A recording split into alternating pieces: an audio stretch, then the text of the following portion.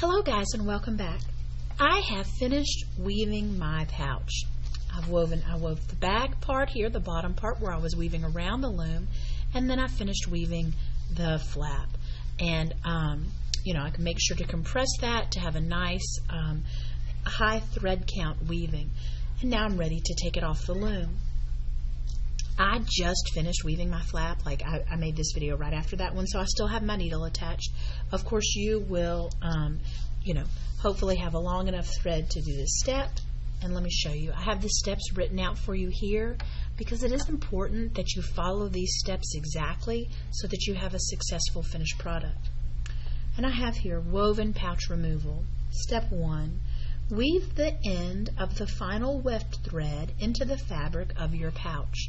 And then it says trim flush, and I'll show you that. So, and I have an illustration here, and you can see that my final thread is here at the top of the flap. I'm going to weave this thread, my final weft thread, into this fabric. And so let me zoom in so you can see here, because I found the best way to do this, to have it be hidden within the weaving, is to go through a column instead of trying to go over under through these.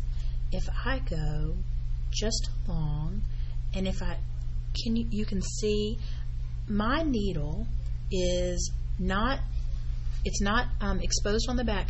I'm going through, it's kind of like a channel there. I'm going through my weaving, through the center of the weaving there. All right, now so let me finish that and then I'll show you. And so now I'm ready to pull that through my weaving, and you don't have to go, that's probably like go through an inch. You can go through more if you like, but I think that's plenty to go through. All right, and now since I'm pulling it through my weaving, that knot might create a little bit of an issue, so I'm going to trim the knot off and just be really careful that my needle doesn't come unthreaded. I only need to pull it through this one time. So I'm pulling it through. I'll pull this all the way through. I have woven the end of my weft thread through my weaving. Okay, it's right through there. Trimming flush means you just trim it so that it's flush. And actually I can just push that in. Okay, and that won't be stretch that out to disguise where that little weaving is. All right, and that's how I have completed step 1. That finishes off my final weaving thread. Trim flush, I already did that. Step 2. Trim any dangling weft threads. Oops, I'm out of this. Let me try it again. 2. Trim any dangling weft threads. So I'll show you that. I did want to show you on this one, you can see that yellow. Instead of weaving, and it's also this green I can see, but you probably won't be able to see. I don't know, you might can see. Instead of going straight through the channel on those, I went across and I just, with my needle went over, under, and then pulled it across. But I find it's more hidden and disguised if you go straight down through a channel of weaving. So that's how I like to do it. All right, back to step 2. Trim any dangling weft threads. This is very easy. This is just trimming all these down. Okay, all those threads that you left, all those little short tails, you can now trim all those away. And do throw those in the trash because those are too short to weave with.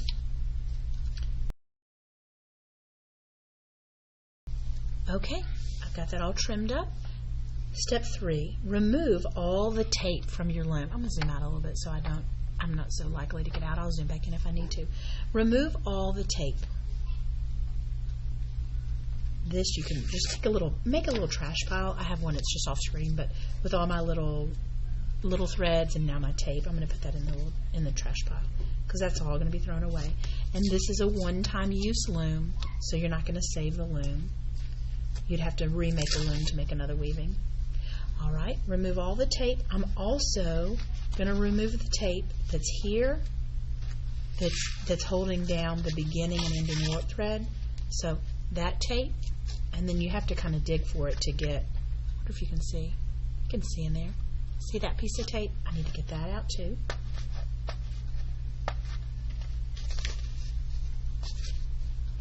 Kind of got to work for that one.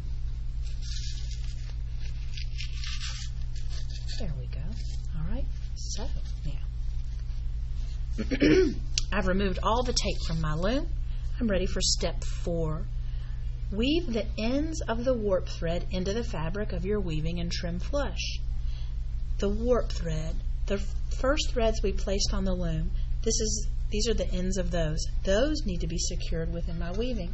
So what I'm going to do, let me get my needle here, is I'm going to weave those through the channels as well. This one and this one. Okay, I'll start with this one up here. I'm going to zoom in so you can see what I'm doing. Maybe not that much. Make sure we've got good focus here. Because this is short and the length of my needle is long, what I like to do is go ahead and weave it through. This is going to go down through this channel right here. Make sure I'm in the screen. So I'm going to go ahead and put my needle through that channel, making sure that I am going through the weaving and not not just poking it through on the other side. It's got to be within that fabric. Okay, I have that through. I don't have any thread on the end though, but it wouldn't, it'd be hard to do that, have the thread into it. So what I do is pull it through, and now I can put the thread through the eye of the needle. You're welcome to use still an alligator to get that through, but because that's a little bit shorter, it's easier just to do it at the last minute, right before you're ready to pull it through. So now through there. Okay, and now I can pull that through my fabric. So I have that in. I'm going to pull that just a little so it's more square. You can kind of see where that is in there, but you'll see it'll be disguised. Trim that flush. Now I'm going to do the same thing, put that in my trash pile, with this one, this end. So you'll get to see those steps again. I'm going to go ahead and weave my needle through, down this channel. And you can see it there. You can see the shine on it. See how it's just going through that channel? Pull it through. Okay. Now I need to put the thread on so that I can pull it through. And the alligators are just helpful there. And now I'm pulling that through.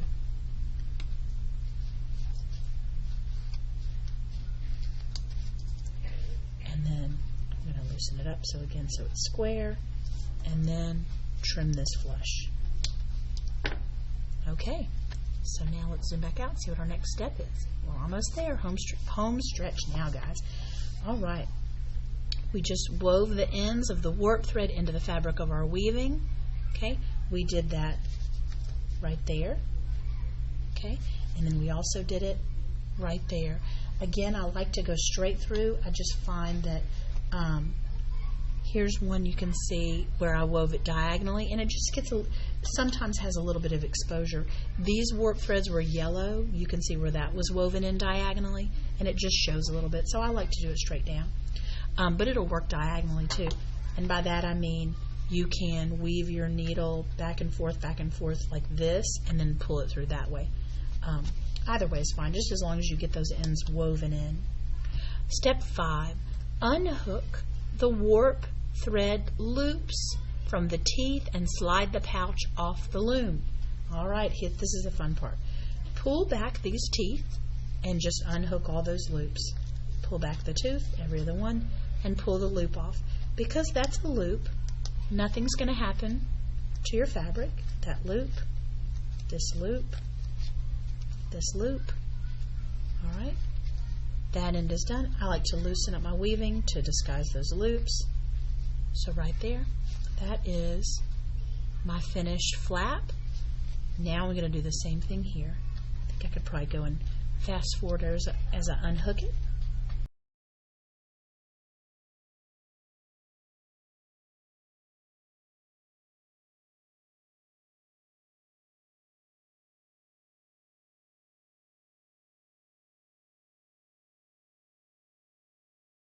Okay, so now those are all unhooked. That's already free. Now I slide this off of the loom. So you just take your whole weaving, and you'll see what happens to those. I told you at the beginning, but I'll show you now. Just carefully pull this off of the loom. Your loom, one-time use, is also trash. You have your finished weaving. To disguise those warp threads, because I had a nice compressed weaving, high thread count, I just loosen those up to disguise those. I also like, as a finishing touch, to turn my entire bag inside out. And now I have a finished bag.